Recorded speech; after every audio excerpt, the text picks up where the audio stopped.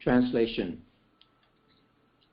Śrī Śukadeva Gosvāmī said, O King, unless one is influenced by the energy of the Supreme Personality of Godhead, there is no meaning to the relationship of the pure soul in pure consciousness with the material body. That relationship is just like a dreamer's seeing his own body working. Please repeat.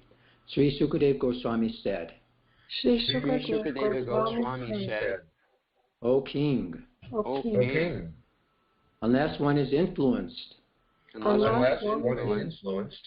by the energy of the Supreme Personality of Godhead, by the energy of the Supreme Personality of Godhead, there is no meaning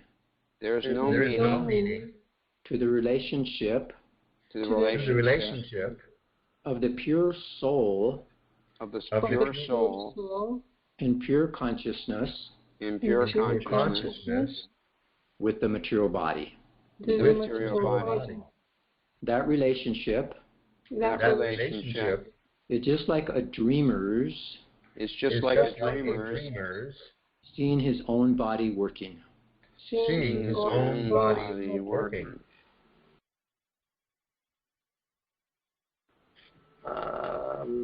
Gauda, Prabhu, I have unmuted you alone, so I think okay.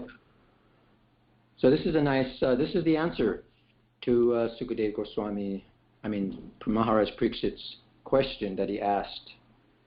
And so this is the Bhagavatam, it's questions and answers. The previous chapter was nothing but questions, and now this chapter is going to be some answers. But that's not the end. There's going to be more questions and more answers. And even before this chapter, there was questions and answers. So it continues like this. And what was his question? This is the question that was in the previous chapter, text number 7. And this is what he asked him. O learned Brahmana, the transcendental spirit soul is different from the material body. Does he acquire it Does he acquire the body accidentally or by some cause? Will you kindly explain this, for it is known to you? So that question's answered in these first 2 or 3 verses of this chapter. And as it's described in the second verse, we'll just read that real quickly. This is the first verse, and the second verse it says, the illusion of living entity appears in so many forms offered by the external energy of the Lord. While enjoying in the modes of material nature, the encaged living entity misconceives, thinking of terms of I and mine. And then the third verse kind of gives the way how to get out.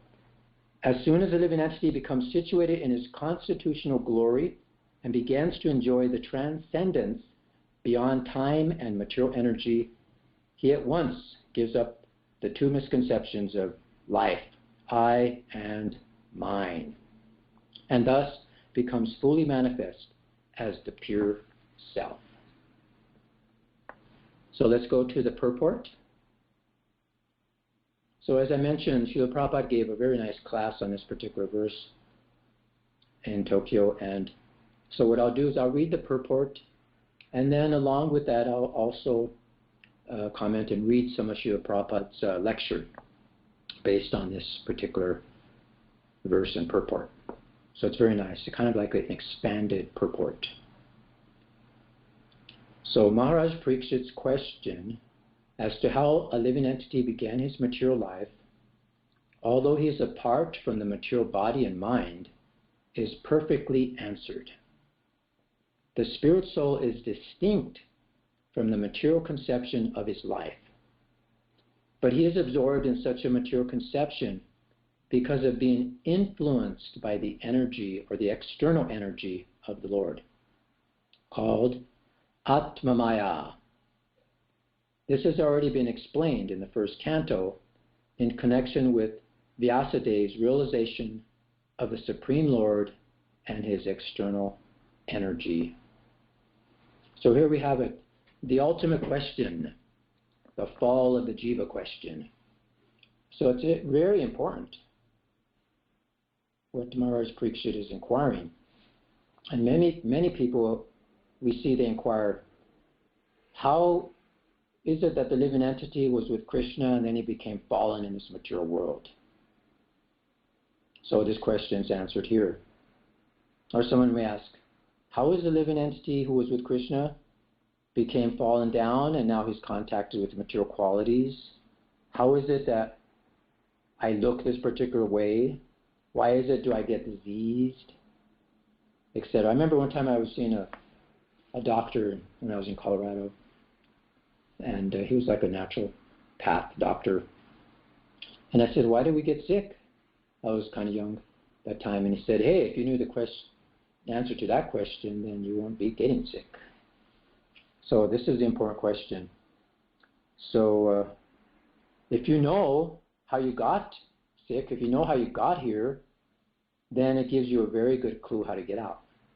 So just like I came through this door, I know how I came in, so I know how I can leave. But we're forgetful.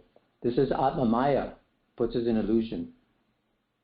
So because we forget, you go one day without reading the Srimad Bhagavatam or reading Bhagavad Gita or, engaging in devotional service, we will forget these points that I'm not this body.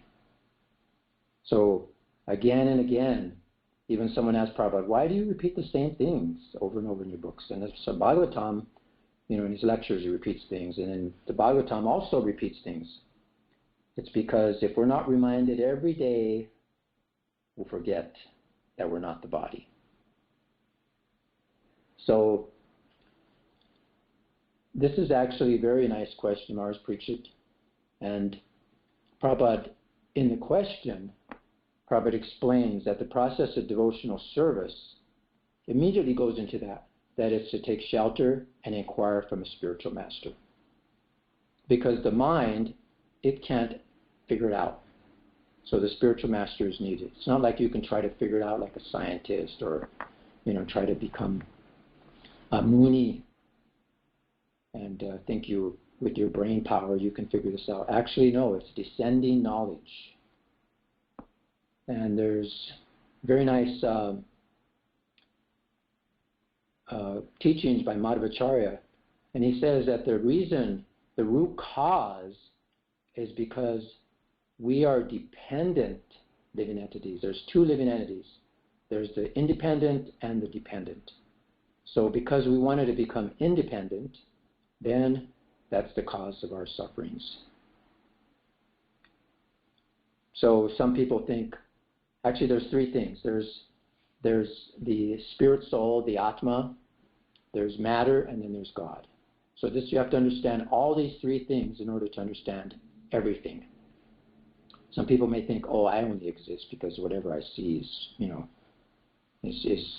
because of me. Or some people think, oh, the material world is the only tangible thing. Who has seen anything else? Who's seen God? Nobody's seen God. Therefore, the material world is the only tangible thing. Or some people say, only everything is God. But no, these three things exist. There's the Atma, there's the material world, and then there's God, the complete reality. And so we want to understand, why am I suffering? So to understand this properly, we have to know these three truths. They have to be understood very carefully. So we have to experience, we see the experience of the world, we see God is real, we know that I am real, but we have to understand that we are dependent and God is the only independent. And in that way we'll be happy. And there has to be one independent living entity. Otherwise there would be chaos. And if there were many independent living entities, then there would be chaos too. It's not like everybody wanting to be God. So we have to understand that we are dependent on God, and God is independent. But what we want to do is we want to try to be independent. So everyone is ridiculously trying to become the Lord. But we have to understand through this knowledge of who we are.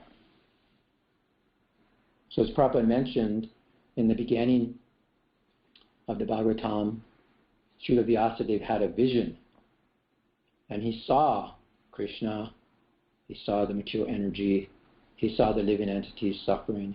And he could understand that it's only due to the external energy that the living entity, although he's transcendental to the three modes of material nature, he's thinking himself a material product and thus undergoes the reactions of material miseries. Yaya som ohito jiva atmanam trigunatmakam paropi manute nartam tatkritam chapi pajate. So he had this vision after Narada Muni appeared to him and inspired him to write the Srimad Bhagavatam. And it's only due to that external energy. And this is the root cause of our suffering. And this is mentioned in those verses. And the remedial measure on how to get out of it is also mentioned, so that we can attain perfection. So all that's mentioned right in the beginning of the Bhagavatam. It's amazing how what is there. And Prabhupada glorifies the Bhagavatam. He's saying how it's the summum bonum remedy for suffering humanity in the clutches of Maya. And then Srila Vyasadeva, he carefully diagnosed the actual disease of the conditioned souls. What is that? We're being illusioned by the external energy, by the influence of Krishna. And then he saw the perfect Supreme Being, from whom all the illusory energy is coming from. And it's far removed, actually, from the Lord and from us. But we're identifying with it. And that's our disease. So, and then the remedial measure is given that we should take a shelter of this Bhagavatam. It's the highest perfection of the living entity. It reveals that. What is that? It's to revive our natural love for Krishna, our natural love and affection for Krishna. And that's the goal. That's the aim of the conditioned soul. So we see also Queen Kunti, she also described how Krishna cannot be manifest to the foolish and the ignorant. This is in the Bhagavad Gita, actually. It describes how Krishna says, I'm never manifest to the foolish and unintelligent. Naham prakasha sarvasha yoga maya samaritam mudho yam navijanati lokoma majam avilyam. And then Queen Kunti gives a very nice prayer to Krishna. She's saying, being beyond the range of limited sense perception, you are eternally irreproachable factor covered by the curtain of deluding energy. You are invisible to the foolish observer, exactly as an actor dressed as a player is not recognized. So, as we mentioned in the Bhagavad Gita, it showed how Krishna is not visible to the foolish, to the ordinary man, and she's confirming that here. So therefore, for the less intelligent people, there must be such things as these Vedic literatures. There should be temples, mosques, churches, so that they can begin to recognize the authority of Krishna and hear from him, from authorities, representatives of Krishna in holy places. So this is essential for less intelligent people who are identifying with this matter, is that they become established in these places of worship. And even bowing down to the Lord, which is generally done in mosques and temples, is very beneficial to the Lord. And also Prabhupada mentions another verse to back this up from the Ishopanishad, where it says, O my Lord, you are the maintainer of the entire universe, and devotional service to you is the highest religious principle. Therefore I pray that you will always maintain me. Your transcendental form is covered by the Yoga Maya. The Brahma Jyoti is the covering of the internal potency. May you kindly remove this glowing effulgence that impedes my seeing your Sat Chit Ananda Vigraha, your eternal form of bliss and knowledge. So this is what we do. We forget that we're dependent. And then what happens is we think, when things go well, we think, oh, everything's all good. I'm all good, you're good. Then we become proud. But we should remember the miseries so that we can remain humble and always realize that I am dependent.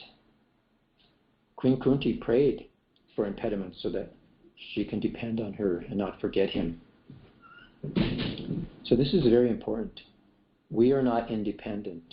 We are dependent. This is a very main point. So back to the purport. The external energy is controlled by the Lord, and the living entities are controlled by the external energy. By the will of the Lord, therefore, although the living entity is purely conscious in his pure state, he is subordinate to the will of the Lord in being influenced by the external energy of the Lord.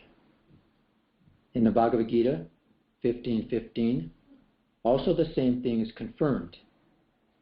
The Lord is present within the heart of every living entity, and all the living entities' consciousness and forgetfulness are influenced by the Lord.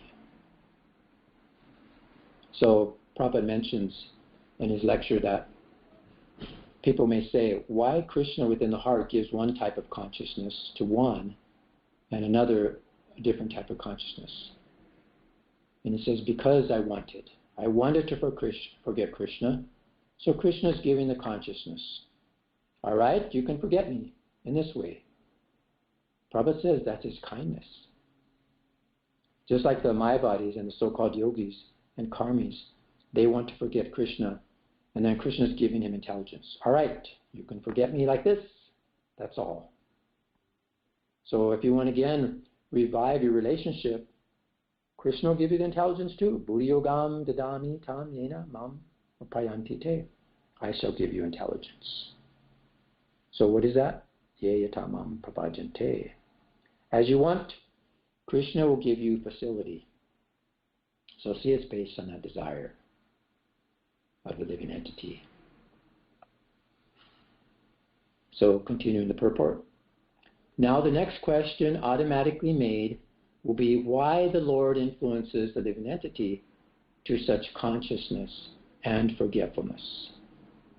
The answer is that the Lord clearly wishes that every living entity be in his pure consciousness as a part and parcel of the Lord, and thus be engaged in the loving service of the Lord, as he is constitutionally made.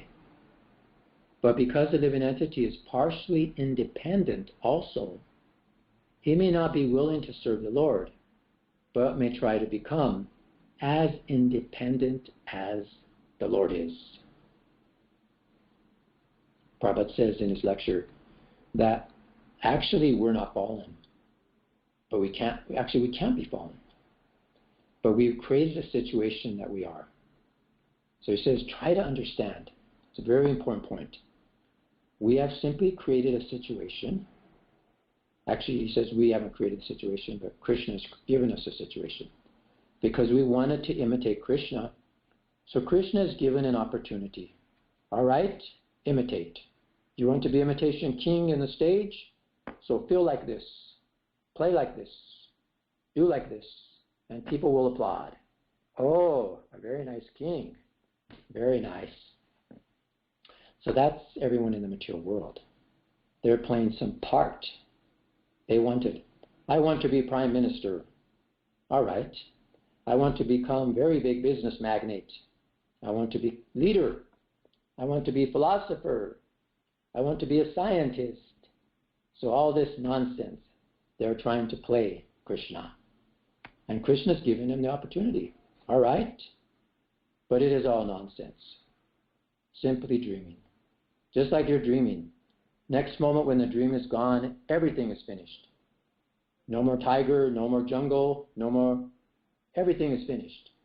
Similarly, as long as this body is continuing, I am thinking, I am responsible leader. I am this, I am that. But as soon as this body is finished, oh, these are all gone. So Prabhupada mentions here also, he said, we will never be God.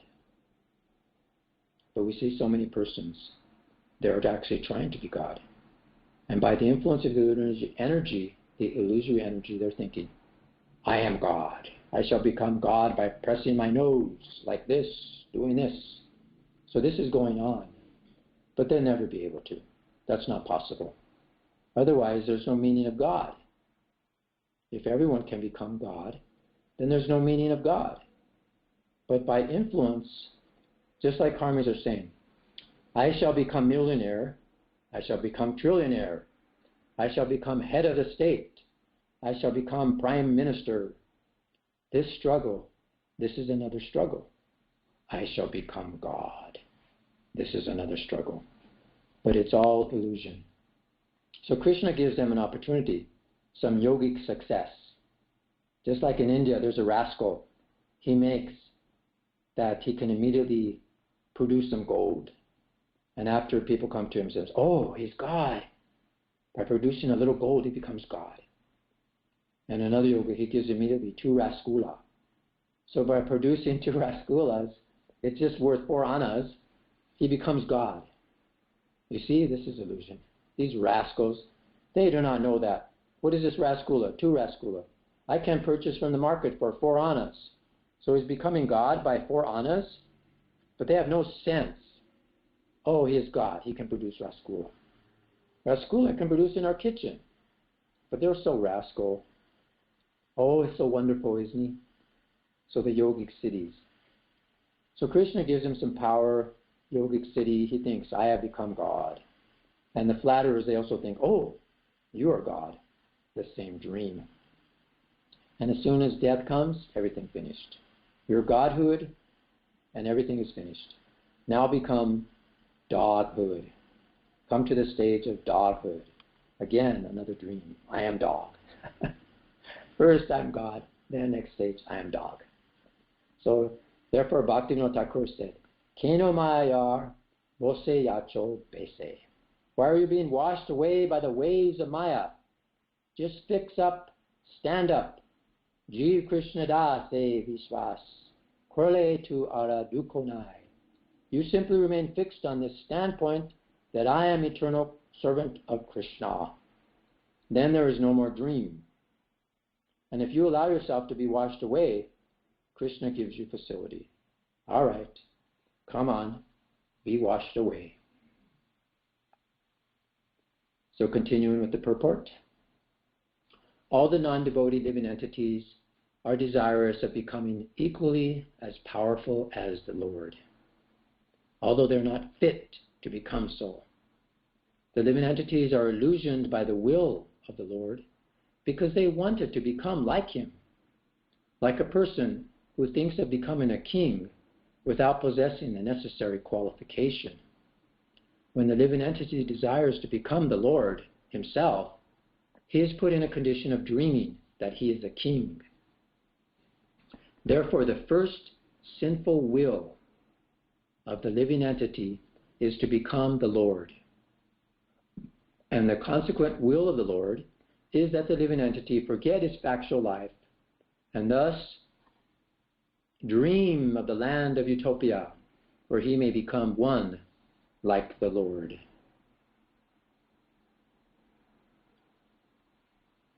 So I don't know if you remember this particular image and what it says there. It's the mirror of your eyes, Ed. And see what it says there? Your eyes said, Sita Eru Ube Chapru Oi Un Washi. Do you know what that says? Actually, it's just, what could you say? It's like a pun. And what it says is, literally, what does it say? Let's see here.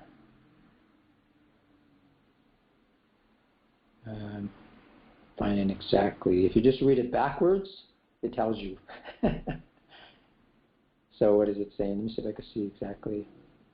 I put it in here somewhere.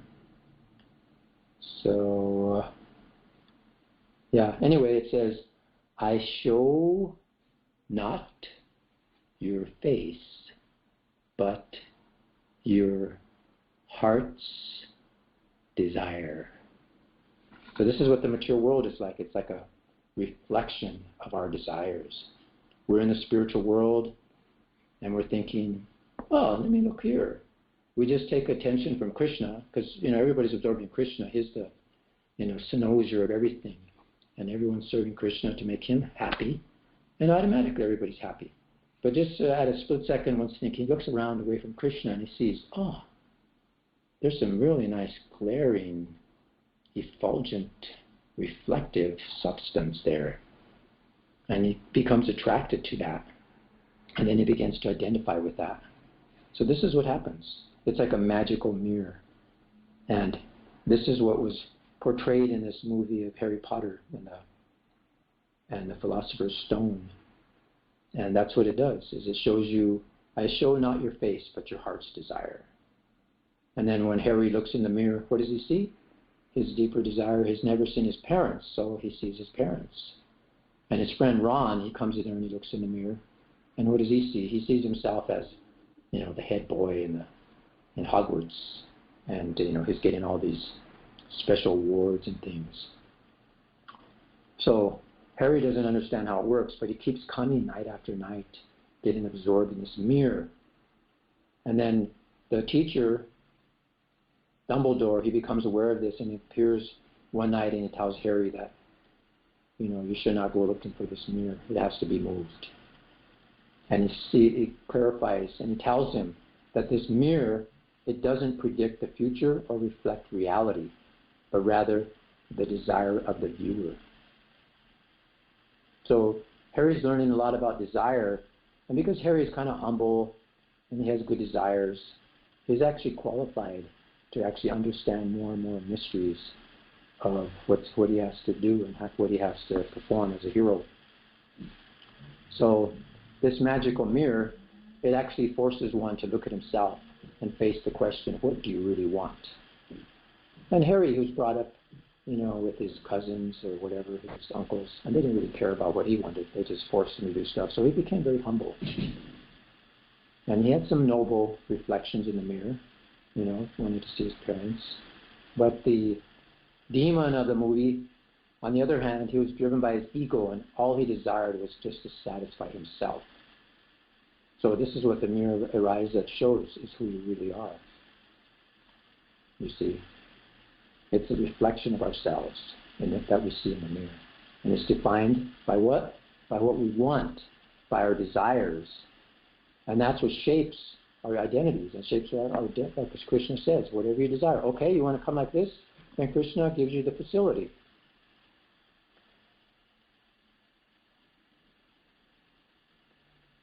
So Dumbledore, what does he tell him? He says, this mirror shows you nothing more or less than the deepest, most desperate desires of our hearts.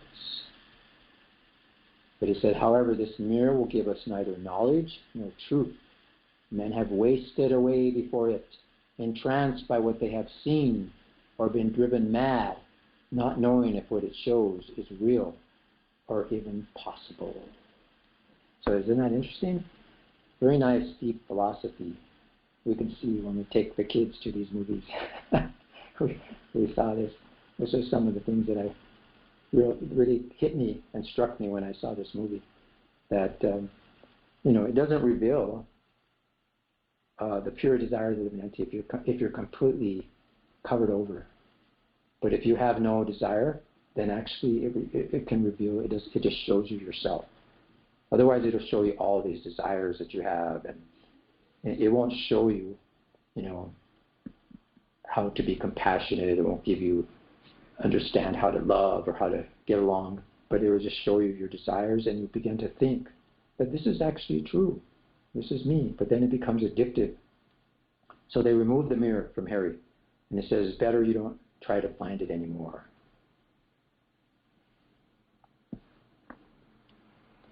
And just like it's also described how Prabhu says in a dream, we may think there's a tiger.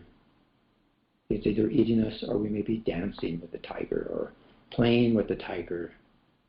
But actually, when we wake up, then it is all gone. And Prabhupada says in the purport to this verse, he says, the very exact example is given. Swapnadrastu. Just like a man seeing a dream. Oh, there's a tiger, tiger, tiger, save me. He's crying, and another man is saying, where is the tiger? Why are you crying? Where is the tiger? But he in the dream, he's actually feeling the tiger has attacked me. Therefore, this example is given. Nagatetarta sambandha. There cannot be any meaning of this relationship except like a man dreaming, and he is creating a situation. He is dreaming that there is a tiger, and he's creating a situation, a fearful situation. Actually, there's no cause of fear. There is no tiger. That situation is created by dream. Similarly, we have created this material world and activity. People are running. Oh, I am this, I am that. I am manager, I am factory owner, I am such and such. We've got this politics. We have to defeat such competitors. All these things are exactly like that. Swapnadrastur ivanjasa. Just like a man is creating his particular situation simply by dream. That's all. Continuing the purport. The child cries to have the moon from the mother, and the mother gives the child a mirror to satisfy the crying and disturbing child with the reflection of the moon. Similarly, the crying child of the Lord is given over to the reflection, the material world, to lord it over as karmi, and to give up in frustration to become one with the Lord. Both these stages are dreaming illusions only. So what is that? That we're crying, that we have this reflection of the material world to lord it over. And then the second thing is that we give it up in frustration. We become frustrated. So that's what happens. So just like we saw the reflection of the moon, how we can identify with that. It's very amazing and interesting that we just look away from Krishna and we see a beautiful reflection, very attractive. For 1 second, then we think that, oh, I can control that. I can become the king here. I can become Krishna. So here we see, as Prabhupada mentions, just like the moon is covered with scattered clouds, the passing cloud you have seen, everyone has experienced. A cloud passes and it appears that the moon is moving. Have you seen this? Prabhupada and devotees say yes. But he says, actually the moon is not moving. It is a maya. It is illusion. It appears that the moon is moving. But similarly, the living entity, because he is the spiritual spark of the Supreme, it has not fallen. But he is thinking, I am fallen. I am material. That is the reason he is thinking, I am this body. But actually, the body has no connection with me. That is experienced. That the body has no connection with the soul. The body is changing, it's dying, but I'm the same. The same example, the moon. The cloud is passing over in a different way. The moon is far away from the cloud, and it has nothing to do with the cloud. But it appears the moon is moving. Try to understand. It is a very important thing. Atma Maya Rite Rajan. Except Atma Maya, the illusory energy. It is the maneuver or handling of the illusory energy of Krishna. And this illusory energy develops when we forget Krishna. That's all. In other words, this illusory identification of me with the body is simply due to my forgetfulness. We wanted to forget. We wanted to give up Krishna. We wanted to enjoy this material world. Therefore, Krishna is giving us. So, back to the purport. There is no necessity of tracing out the history of when the living entity desired this. But the fact is that as soon as he desired it, he was put under the control of Atma Maya, by the direction of the Lord. Therefore, the living entity in this material condition is dreaming falsely that this is mine and this is I. The dream is that the conditioned soul thinks of this material body as I, or falsely thinks that he is the Lord and that everything in connection with that material body is mine. So as Prabhupada mentioned, there's no necessity of trying to find out how we got here, but we need to, don't worry about that. Just see how you can get out. Just like someone throwing you a rope in the well, and he says, here, just take the rope. Take it tightly. But you're saying, no, let me just figure out exactly, how did I fall again? Wait. just wondering, is that rope strong enough to hold me? Can I, just become all speculative like that? But no, there's no use in that, Prabhupada said. Just grab the rope and get out. And sometimes, like this shows, you can't see this picture very clearly, but there's a puppy that fell on the wall, and the man went down on the rope to grab the puppy. So in the same way, sometimes a spiritual master will come, and which is very important, the first thing in spiritual life, we have to inquire from him. He's coming down on the rope, and he's bringing us out. So not only, sometimes you can't even with your own strength grab on, sometimes he'll grab you. And this is what these purports, Prabhupada has tirelessly written these transcendental purports so that he can grab our consciousness back to Krishna. This is our way out. We are so fortunate. And here we have it. We're here in the material world playing like we're a king. Prabhupada mentions in the purport, in the lecture to this purport, that just like when you play some part in a drama, if you feel that I am king, then you can talk very nicely. And if you feel that I am Karandar, who was there reading the purport, then you cannot play nicely king. Is it not? Feeling must be there. If you're playing the part of a king, then you must have the same courage and belief that I am king. You have to forget that you're Karandar. Then your part will be very nicely played. It will be appreciated. But if you think simultaneously that I am Karandar, I am playing the part of the king, then you cannot play. So because we wanted to play the part of Krishna, enjoyer, Krishna has given us chance that you feel like me. I am king, I am Krishna, I am God. Prabhupada laughs. All these rascals, those who are feeling like that, I am master, I am king, I am Krishna, I am God, they're all simply in that feeling only. That's all. And this feeling is created by Krishna. All right?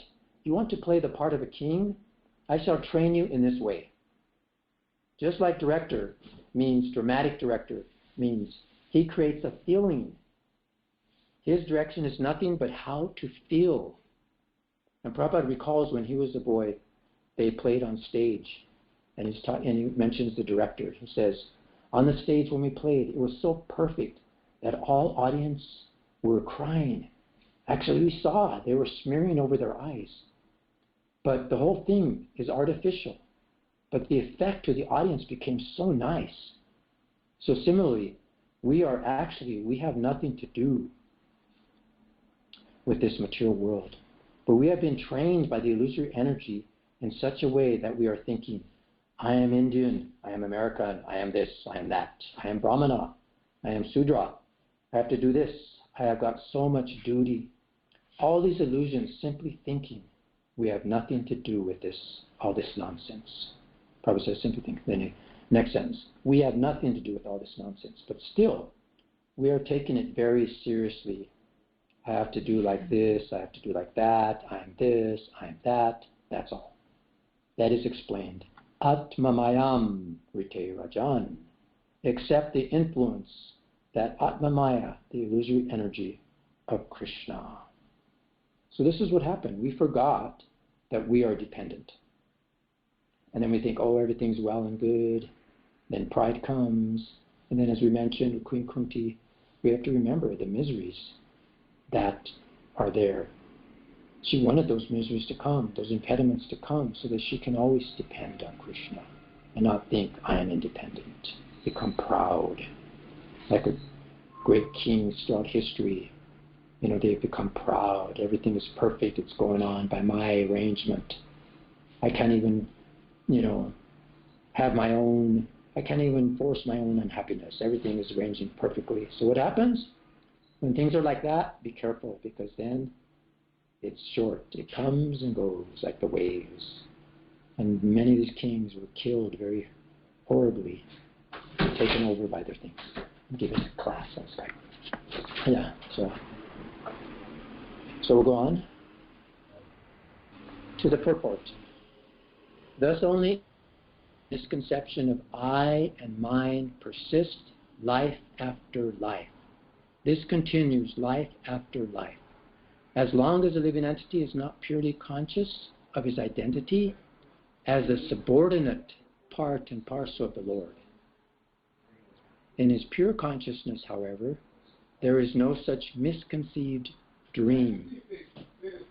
In that pure conscious state, the living entity does not forget that he is never the Lord, but that he is eternally the servitor of the Lord in transcendental love. So that's the end of the purport for this particular verse. And then Prabhupada goes on in his lecture to say how actually we are not fallen. We can't be fallen. But we've created a situation that we are. We become like if we were fallen. So he says you have to try to understand this very important point. We've simply created a situation, and that Krishna has given us that situation. All right, you can imitate me. You can act like this. And he says, just like dreaming, but then the next moment,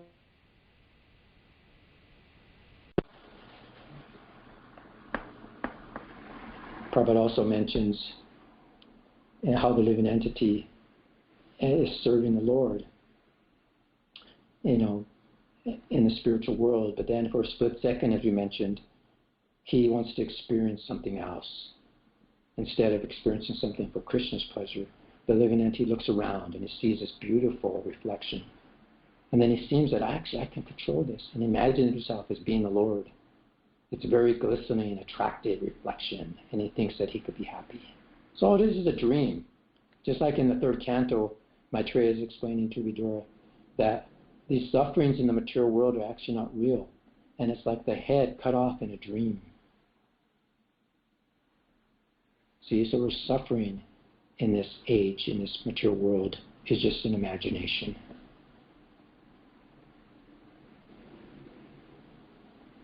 And here we can see how the Lord has given us a place, a little apartment where we can control, and that's called our universe. And where we can imagine that we are lords. But there's a price that we have to pay in this ocean, is birth, old age, disease, and death. So you want to be a lord, but there's a price. There can't be many independent lords, just like there can't be many, you throw a pebble in the pond, and it makes different ripples, and you throw many, many pebbles, and it becomes chaotic. That's why there can't be many independent lords. It's a distorted, not only is it chaotic, but it's distorted, just like the reflection in the water is a reflection. But it's a distorted reflection, a distorted illusion, by the wind of this material energy. Just like it's described in the Bhagavad Gita, just one of the senses, contemplating the objects, it's swept away like a boat is swept away by the wind on the water. That's what happens when our attention is diverted from Krishna. But our attention should be like one. We should all have one attention of Krishna. That's our natural position in this world, is to be a servant of the servant of the Lord. That's our only ambition, is to be das, anudas, anudas, anudas. Otherwise, we suffer life after life. This is our consciousness, it's chit, it's shakti, it's an energy that of the soul, is that we exist. And the world around us we begin to see. And we have this free will. This is the consciousness is freedom. And what is that freedom? It's like a free will. So because of that free will, we may not desire something that's really in accordance to our nature. Just like Dumbledore told Harry Potter that, that's the problem of these humans. Sometimes we desire things that are not good for us, like desiring in the magical mirror or the magical stone. So it depends where we look. We can look in the mirror of the conditioned material world, or we can look at Krishna and be liberated. So we can be a lord, or we could be a servant. So we could be in the material, or we could be in the spiritual world. So it's up to us. We're that potency that we can be either or. So just like in the Brahma Vimoha Lila, Maharaj Pariksit asked Śukadeva Gosvāmī another questions. He said, how is it that the women of Vrindavan, the parents of Vrindavan, love their children more love Krishna more than they love their own children? And Śukadeva answered that. And he said, just like you love your children because they serve your body, and then you love your body, why? Because it serves your soul. It helps your soul experience something in this world. And then you love your soul, why? Because there is the super soul. There is Krishna. So that's our mistake, is that the object of our love is going to somewhere else besides Krishna. And all our happiness and existence, it actually depends on Krishna. We can only be happy when Krishna is happy. And Krishna is always happy. So we have to be always striving to satisfy and please Krishna and serve Krishna. It's like Prahlad Maharaj says, people aren't happy here. Why? Because they're trying to be happy. Stop trying to be happy. Stop trying to, this crazy idea of trying to be happy in the material world. And we can see, actually, in the same lecture on this particular verse, Srila Prabhupada is asked a question by a devotee. And she says, if we realize Krishna, then we have no more desire, then how can we desire? And then Prabhupada says, you create desire. If you simply keep in contact with Krishna, then there is no more any other desire than to serve Krishna. That's all. And then Trivikrama asks, he said, this feeling that we're fallen, that is very fallen, that we're very fallen. Prabhupada interrupts and says, that is also illusion. That is also illusion. You are fallen means you have got some certain desires except service of Krishna. Therefore, the conclusion is that if you keep yourself tightly in Krishna's service, there is no question of falling down, and there is no question of Maya. You see? So then another devotee says that even at that state, still we're feeling the effects of the modes of nature. We're experiencing desires. And then Prabhupada says, you are not experiencing. Your body is experiencing. You are feeling cold due to this body. You are not feeling cold. You are not feeling cold. And then the devotee says, but I think I'm feeling cold, Prabhupada. And then Prabhupada says, you are thinking. That is illusion. That is illusion. So the devotee says, so rise above that? And Prabhupada says, yes, but not artificially. But that is the fact. You have to gradually rise to that platform. The fact is this. Just like when you're feverish, actually you're healthy, but it has come. So in the feverish condition, you're thinking, I am now feverish. And Prabhupada goes on to say that that feverish condition is not your natural position. It'll go. It comes and goes. And he quotes the Bhagavad Gita verse, Marta sparsas tu kuntaye sitoshna sukadukada, that just like seasonal changes, sometimes it's hot, sometimes it's cold, sometimes it's warm, we just have to tolerate. So Prabhupada continues. So these are coming and going. So if there is some feeling of pain and pleasure, simply just tolerate it, but don't be absorbed in that thought. That's all. Therefore, titikshava, the first symptom of a saintly person is titikshava, tolerant. So go on reading, go on understanding. Everything will be clear. So here's where Lord Brahma surrenders to Krishna, and he says a very nice prayer, which helps us conclude here. And I will just repeat this prayer. This is from the 10th canto. O Supreme Personality of Godhead, O Super Soul, O Master of all mystery, who can calculate your potency and pastimes in this world? You're always expanding your internal potency, and therefore no one can understand you. Learned scientists and learned scholars can examine the atomic constitution of the material world, or even the planets, but still they are unable to calculate your energy and potency, although you are present before them. So this is explaining how Krishna actually is inexhaustible, he's unborn, his energies are all inexhaustible. And Prabhupada says that actually in the same purport, the same lecture to this particular verse, he quotes this verse that Krishna says, Mameva ye prapajante mayame tam tarantate. As soon as you surrender to Krishna, there's no more illusion. So Prabhupada criticizes the Mayavadis and all the yogis, speculating and performing all these austerities. But he said the simple process is, as soon as you surrender that you are not fallen, it was illusion, I was dreaming, I am Krishna's, finished, all gone. I am Krishna's. I am Krishna's eternal servant, and all these things are all nonsense. Then he immediately becomes liberated. Just try to understand. Immediately, within a second, liberation can be attained within a second, provided we abide by the order of Krishna. Sarva dharma prititya mamekam saranam vraja. That is the position. We are not fallen, but we are thinking fallen. So we have to give up this nonsense thinking that we are liberated, or then he says, then we are liberated. There is no difficulty to understand. Just see how important this verse, again, Prabhupada's really bringing the importance of this verse. It is already there, but you are not reading. Each verse, read every day carefully.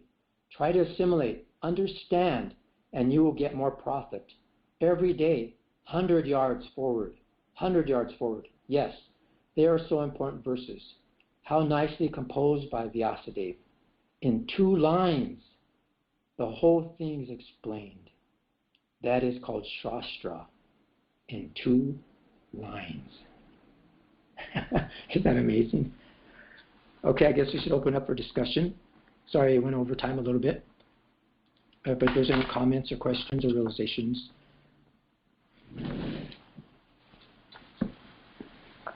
Thank you, Gauda Prabhu. You're welcome. Thank you for your patience. Great class, Prabhuji. I guess I'll have to get rid of the mirror in my bedroom.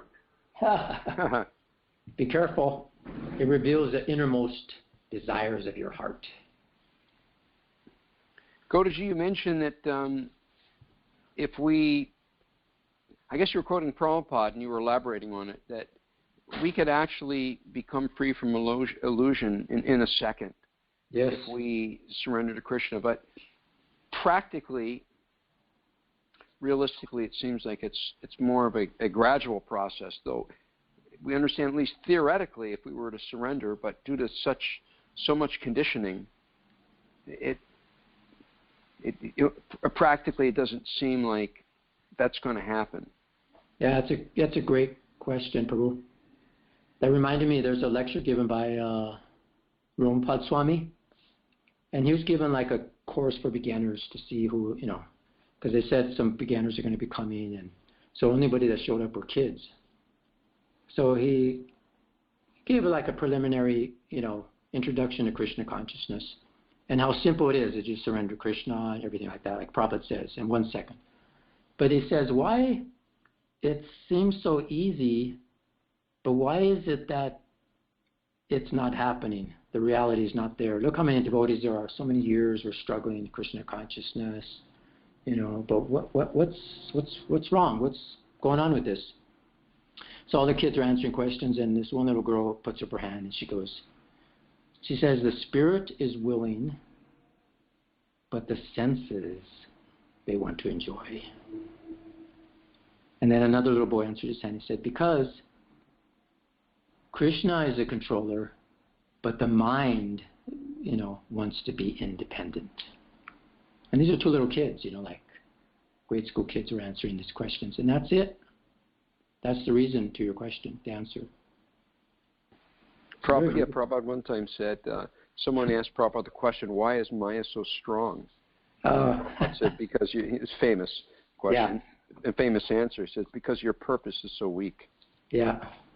We get distracted again and again. That's why every day Prabhupada says, you go one day without reading, you're going to forget that you're not this body and everything that the body perceives as I and mine. It's tricky, huh? It's so, really tricky. Wow, it's this reflection is so powerful. It's amazing. Thank you, Prabhu. That was great. That's a very important question. Any more comments, realizations? No. Go ahead. Someone else. Go ahead. Hare Krishna, Prabhu. I was just going to say I appreciated the fact that you found some philosophy in the Harry Potter books. My children, well, they were 8 when the first book came out, and there was a book every year, every other year, so they read them the whole time they were growing up. And I read them also and would point out the philosophy to them. And then at the end, the big bad guy splits his soul into 7 pieces or whatever, and he has to be killed 7 times. And I told my children over, she has really deviated here. We know the soul can't be cut to pieces by any weapon. So every time I said that so many times that my children started saying that back to me. We know, Mom, the soul can't be cut by any weapon. We know it can't be withered by the wind. So it's just, I'm glad that someone else could see that there was, there's always a way to bring out Krishna consciousness philosophy in whatever we're doing in the material world. Oh, sure. Yeah, that's true. Well, I'm glad you also took advantage of that. Thank you for sharing that. That's cool. What I liked in the beginning, I liked your entire class, but I was reflecting back to the very, very beginning when you mentioned that Prabhupada had everyone in the room chant the verse, and then you elaborated on how powerful it is to chant these mantras. And that's really important. We need to be reminded of that, and I thank you for that. We need to be reminded frequently how powerful it is, that part of our class, the part of the process of purification is chanting these mantras. Yes. We can really take it in a very cavalier way, take it very cheaply, almost like it's just some language class or something. But these mantras are none different from Krishna. You were describing how they're handed down to us from Srila Vyasadeva and Prabhupada, the whole disciplic chain, and they're being handed to us to chant, and how powerful it is to chant these mantras, and the effect of purifying our heart, which is our whole goal. Hearing the class is to purify our heart. Chanting our japa, hearing the leelas of Krishna, associating with devotees, worshiping the deity, it's all to purify our hearts. And it's just another component that's incredibly powerful. And we should never take it on any lesser level. That chanting the mantra is just really, really a great, important component of our advancement in spiritual life. That's so true. That reminds me of there's a devotee astrologer. I'm sure many of you know him. Nischinta Prabhu. I mean, that's one thing he's very good at is astrology. And he admits to his clients that actually, a lot of people like to get gems and rings and all this glitter of the material world to counteract the influence of the stars. And he says, actually, in this age, none of these none of these have any effect. The only thing that's powerful in this age is mantras. So he gives them a mantra like the Hare Krishna mantra. And sometimes these people are interested in psychic things or becoming, mystical and stuff. And he tells them the best thing you could do to become psychic and mystical is to go to Mangal Artik, attend the programs at the temple, and you'll experience these things. So it's nice to hear that. Anyway, so confirmed. Dandavats, Vidogdamar. Hare Krishna. Hare Krishna. So there's one place in this purport where Prabhupada says both these stages are dreaming illusions only. And there is no necessity of tracing out the history of when the living entity desired this. But the fact is that as soon as he desired it, he was put under the control of Atma Maya by the direction of the Lord. So this echoes something that Prabhupada also said, that, because his disciples had a line of questioning, where did we come from? And Prabhupada's response on one of those occasions was, don't worry about that. just understand your position, present, and and develop your attachment, your love for God, for Krishna. Yeah. And that's really something that's struck me recently also in another class recently, that the clear cause for our being in this material world is our selfish, separate interest, a desire to be the controller or enjoy independently of the Lord. And so that's all over this purport. And so this is not only the cause of our coming to this material world, it's what perpetuates our existence here. And in the purport of the verse that's mentioned in this chapter, the Bhagavad Gita 15:15 is mentioned in the purport. In the purport to that verse in Bhagavad Gita, Prabhupada says, Krishna personally causes his devotee to forget material activities, and through the agency of Maya, Krishna causes the non-devotee to forget his devotional service to the Lord. And he says this is called apohana. It's a Sanskrit word for it. So the illusory energy is created and controlled by the Lord, and the living entities are coming into, they're controlled by that external energy until they turn towards Krishna, and then they come under his protection. And also the external energy starts working differently. When someone becomes a devotee, they begin to see Krishna in everything. They move in that direction rather than see things separately from Krishna as objects of their enjoyment. Yes. Jai. Thank you, Prabhu. Hare Krishna. Yeah, don't worry how you got here. Just get out. Yeah, basically, we see this purport is just beautiful. Yeah. The purport with so much clarity, and the verse. I can understand why Prabhupada in Japan, he was almost went into some sort of ecstasy over this verse. It's a very powerful verse. Yeah. It's amazing. Just 2 lines, and you can get everything. Isn't it powerful? That's why in the beginning I always like to have these, these effect here of once you put the verse down, then you come down with this heavy, knowledge that's revealed in these purports and verses. Just amazing. Yeah, not all verses are equal, or necessarily.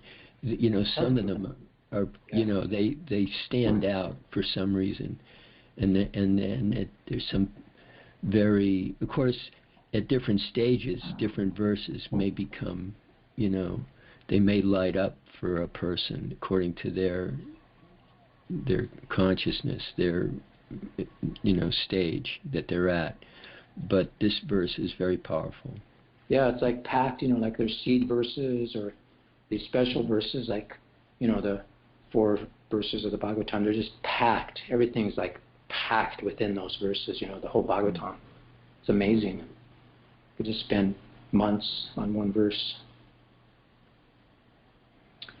Jai. Thank you, Prabhu. Sure. Very nice. Any other comments, questions, realizations? Gaudacandra, did you explain in the very beginning, you had that beautiful, the picture of the moon, and you were talking a little bit about it before class started. Did you elaborate on that in the class? Yeah, mostly the reflection, how it was, when I refer to the moon again, the mirror is like a reflection, like that. All these things are there.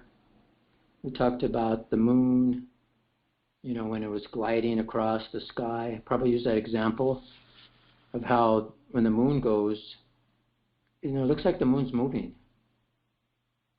Just like we think we're our body.